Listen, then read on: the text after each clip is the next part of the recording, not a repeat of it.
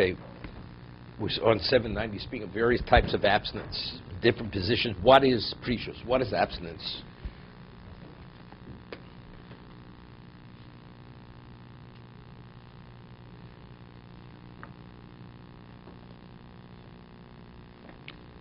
He's going to go through each one of these.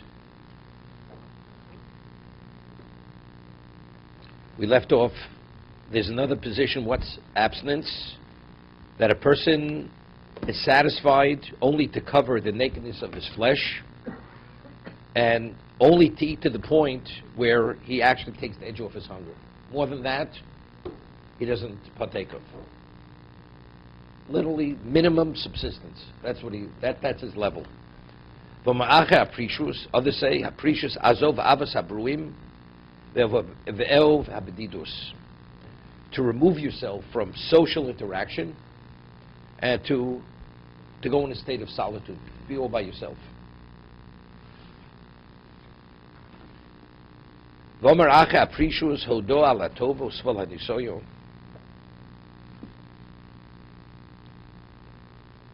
Abstinence is thanking for the good, being thankful for the good, and tolerating, he says, bearing trials patiently.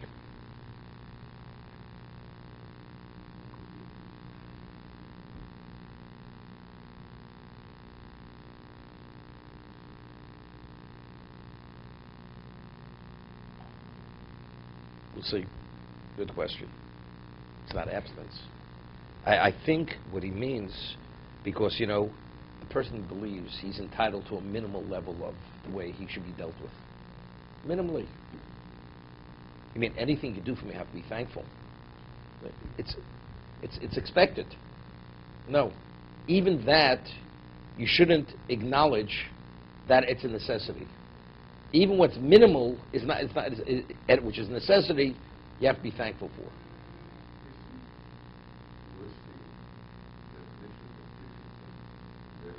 He says the different positions. Yeah. Let's see. Let's see. Vomer acher apricius mnias hanefesh mikol mnucha v'taynu gufani. To abstain from anything which gives you a certain comfort, meaning emotional or physical comfort, pleasure. Ela teva shelo tuchal lamod b'lodov.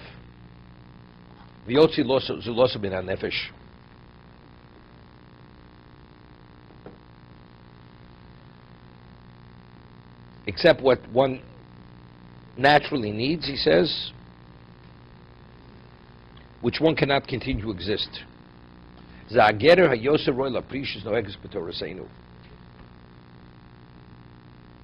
says this last understanding is what's closest to the definition of abstinence, which has relevance to our Torah. Meaning only partake of the material to the degree that you have to.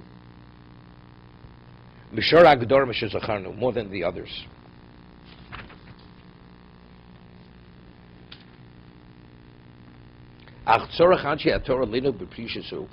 What is the necessity of those who live in accordance with Torah? What's the necessity of abstinence? What is its value?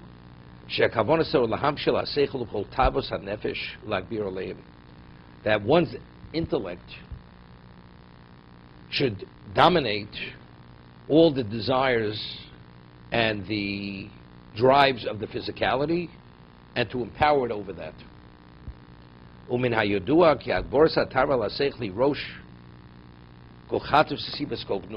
this earlier. He's repeating himself. He says, as it's known that the empowerment of desire over the intellect is the root of all sin and the cause of all disgrace. What do people trip up and make mistakes? Because they're conflicted. But what's the root? What's the root of the conflict?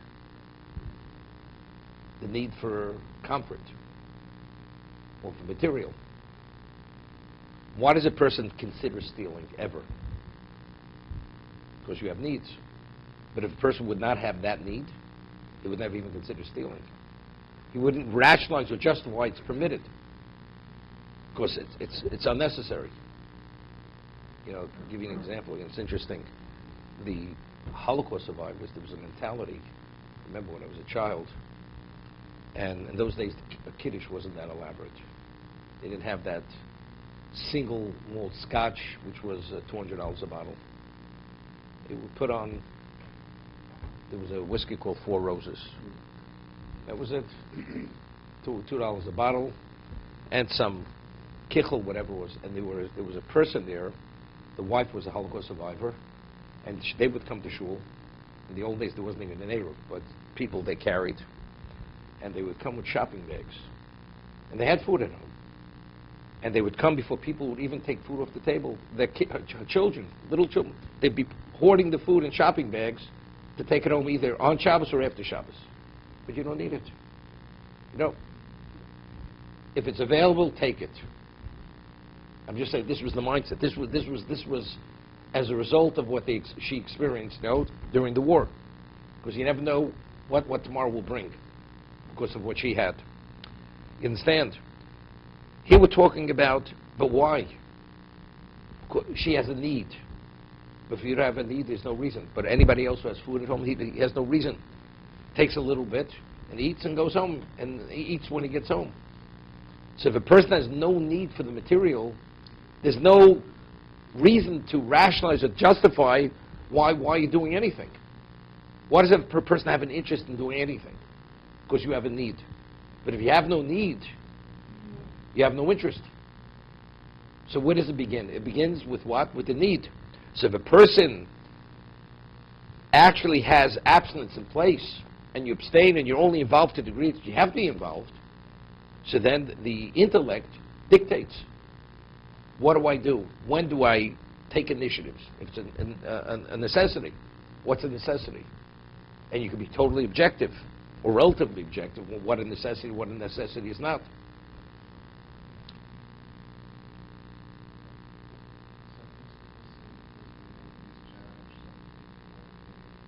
I'm not talking about that. I'm not talking about that. What it is. What about kavod? Right? Person doesn't do you a favor, and you expect him to do you a favor. What do you expect him to do you a favor? Because he should. Well, why should he? It's like the Chovot HaLevavos speaks about, you ask a person for a favor, he turns you down. Right? And as a result of that, you have a negative feeling towards it. Why? So he chose not to do it. Is that a basis to have a negative feeling towards it? And this causes a person immediately, when you could give him the benefit of the doubt, from now on you were not going to give him the benefit of the doubt. Already you're conflicted. Because here he let you down in your time of need. But that's not a justification to speak negatively, and especially, why do you see him now in a negative light? Before he let you down, you saw that same action, you would give him the benefit of the doubt. Now you won't give him the benefit of the doubt. What changed? Because now you have a conflict. Because now you see something, you feel negative towards him. So you see how fickle a person is in terms of his evaluation of anything, or how he sees things. It's all based on how we feel.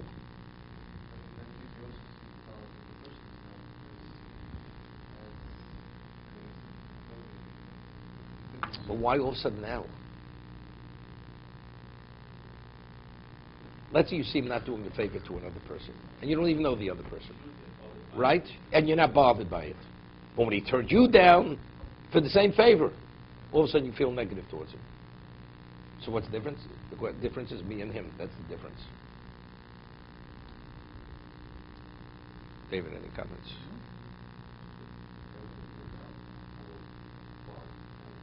You have to learn Hilchos. Depends who you are. A tzaddik, you give the tzaddik benefit of the doubt, even if it looks as if he did the wrong thing. Unless you know definitely did the wrong thing, you have to give the tzaddik the benefit of the doubt. If he's a middle-of-the-road person, it's a 50-50 call.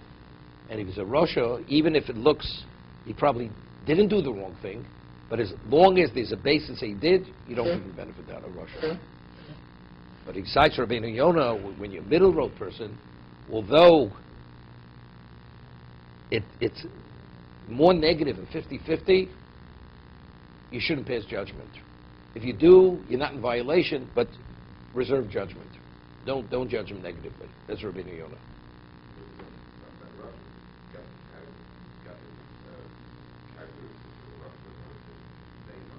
Now, let's go further. Lo nota am el ha'olam ad shenotu b'nei Torah. When do people, they pursue the world, worldly things, only when they stray from the Torah.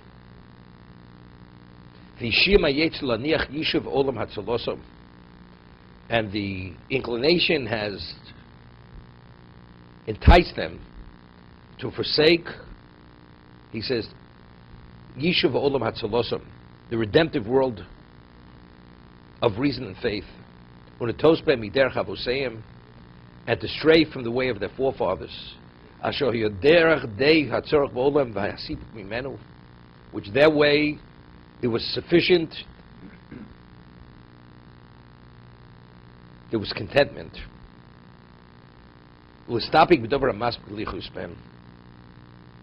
They took from the world what was sufficient to what? To sustain themselves. Okay, we'll stop here.